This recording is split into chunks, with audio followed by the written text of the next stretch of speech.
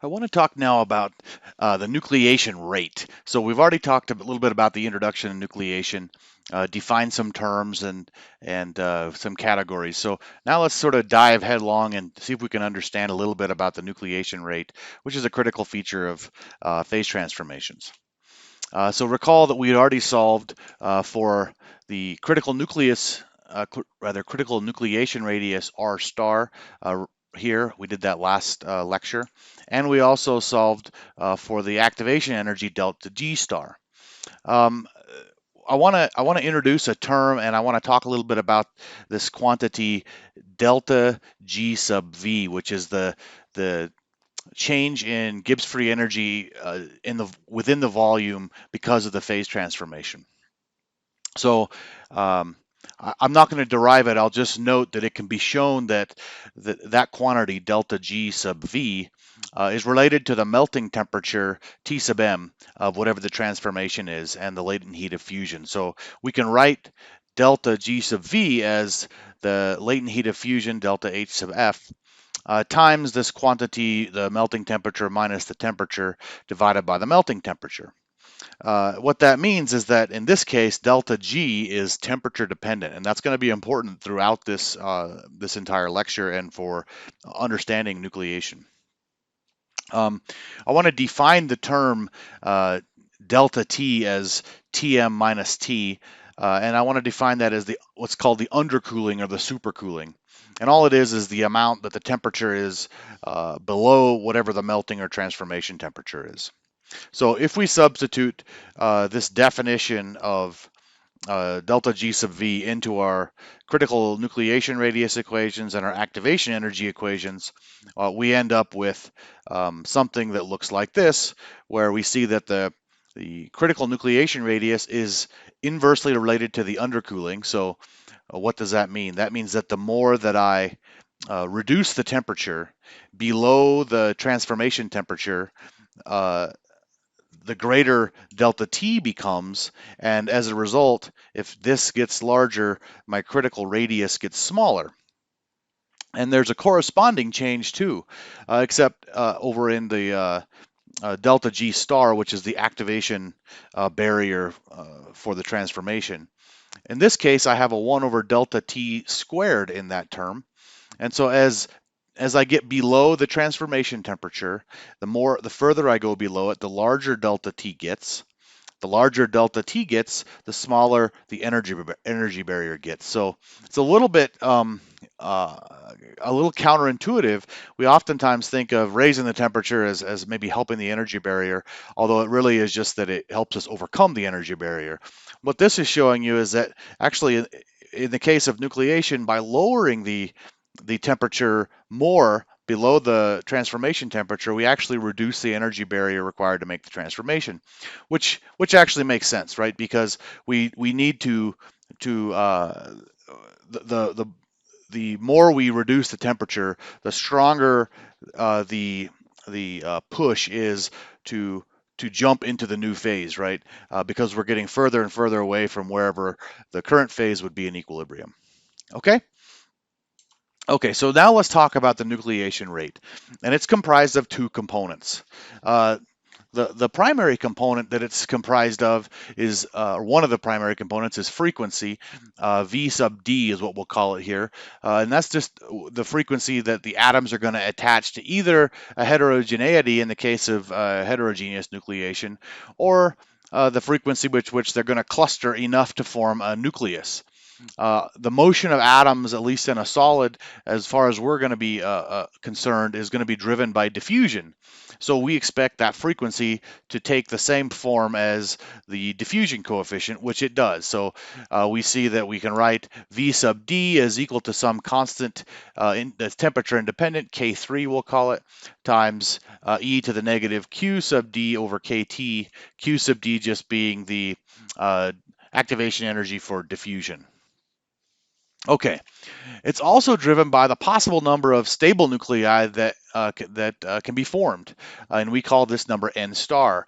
This number is going to be governed by that delta G star number value that we talked about in the previous slide. And in this case, I'm just reminding you, it takes on the form of a typical Arrhenius form, except that I want to remind you that this delta G star term, as we just talked about, is dependent on the temperature. But overall, think of the number of possible stable nuclei taking on the same form as the equilibrium vacancy concentration equation with the addition of this temperature independent coefficient out front. Okay, so we can write then, take those two components, we can write a functional form for the nucleation rate, obviously with some coefficients that we haven't defined very well. And we can just write it as the product of those times some other temperature independent coefficient. So we have K1, K2, and K3 being temperature independent coefficients, and then we have these two exponential terms being multiplied together to give us our nucleation rate. So let's go ahead and consider the behavior of each factor to see what it might do to the nucleation rate. The first factor that we want to consider the behavior of is the frequency. And the frequency of clustering, or the frequency of attaching to some heterogeneous phase, it must increase with increasing T, just like the diffusion coefficient does. So if we look at this curve, here's temperature, here's the frequency of attachment. As we raise the temperature, we are increasing the frequency. And all that's saying is that the atoms move around more readily as we raise the temperature. That's straightforward. Now let's look at what happens to the possible number of stable nuclei. Well, the number of stable nuclei actually increases with decreasing temperature. And to see that, we need to remember that this delta G star term in the functional form for the stable nuclei is temperature dependent. And I've given you that temperature dependence right here. And what I want to point out is that, just like we talked about on the previous slide, this delta G star term has this term 1 over delta T squared in it. And it turns out that the temperature dependence of the 1 over delta T squared is more dominant than the 1 over KT term that exists in the equation. And as a result, as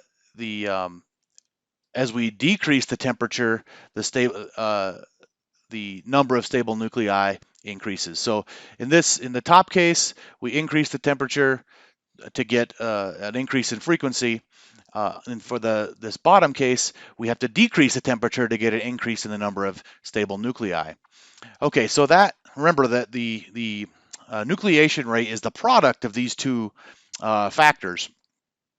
And so what it leads to is actually a rate with a peak that's somewhere below the melting temperature or the transformation temperature. So that delta T, that undercooling term, is going to be greater than 0. Okay, so if we're looking at the curve that we see, again, all I'm showing you here is the stable nuclei curve. Here's the frequency of attachment or frequency of clustering curve. We have a product now that gives us the actual rate, which shows this peak in it. Okay, so what's happening at temperatures that are higher and closer to the melting or the transformation temperature is that we have high mobility. So that suggests that we could by itself says we might think that the reaction would occur quickly, but we also, because delta G star goes up, we have a high energy barrier, so it just doesn't happen as frequently. And so this term, this red curve of the stable nuclei, it dominates. In contrast, we increase the number of stable nuclei as we decrease the temperature or as we increase the undercooling.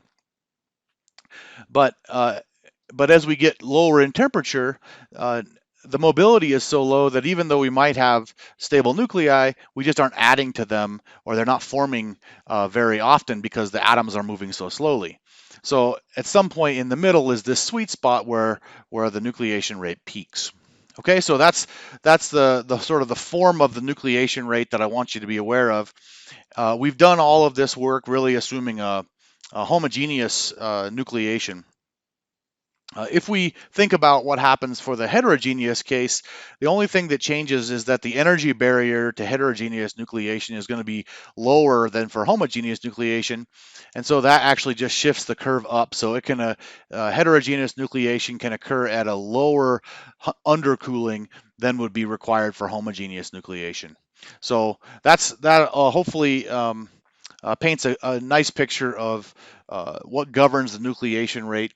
The next thing we have to talk about before we can really put all the pieces together and talk about transformation rates is the idea of what does growth rates or what does growth do in conjunction with nucleation. So that'll be the topic of our next lecture.